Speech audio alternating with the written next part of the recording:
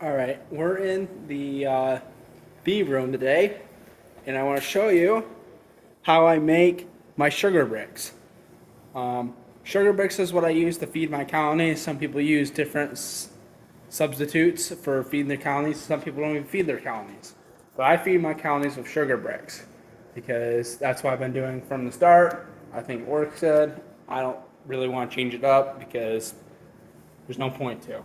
And some people feed a lot of sugar bricks and some people don't feed that much sugar bricks.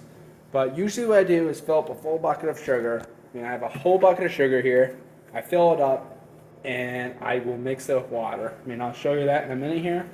I put wax paper down just like this. It's a little sugar coated, but that's fine. Then I have a rolling pin. You make sure you have a rolling pin to make this easy on yourself because you got to roll that sugar out because it's a little wet.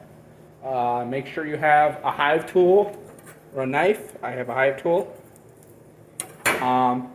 Make sure you have some sort of mixture tool. Usually I have a paint stirrer like this. That's what I use. And make sure you have a bucket. And I'll show you that in a minute. I forgot to tell you guys, this is March 1st. Bees like to start out around March 1st. They're starting to build up the colonies. They're going to start brooding here pretty soon here. I mean, they usually use a lot of resources if they're brooding, starting to lay eggs. I mean, you got to make sure they got lots of food. What I do is just wet the top. It's kind of hard to see that.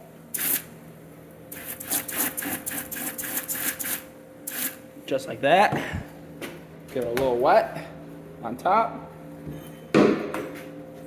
Just got to get that sugar wet.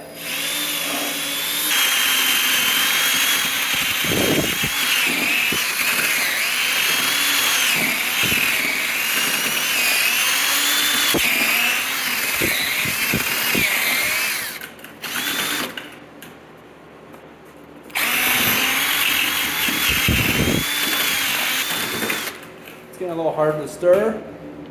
That tool down real quick.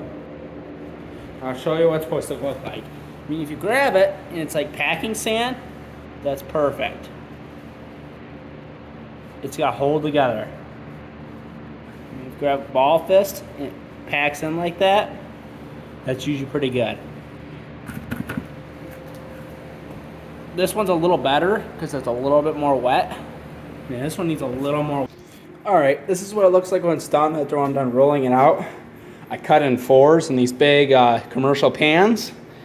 Then after a while, let it sit for usually 2 to 3 days and let a dehumidifier dry it out. I don't put it in an oven. I know some people recommend putting it in an oven, but it gets hard as a rock if you just let it sit in a room and let a dehumidifier just suck all the moisture out of it. And I have a dehumidifier in this room. It sucks everything out. Does a good job. And usually after when you're done, you have a big sugar mess.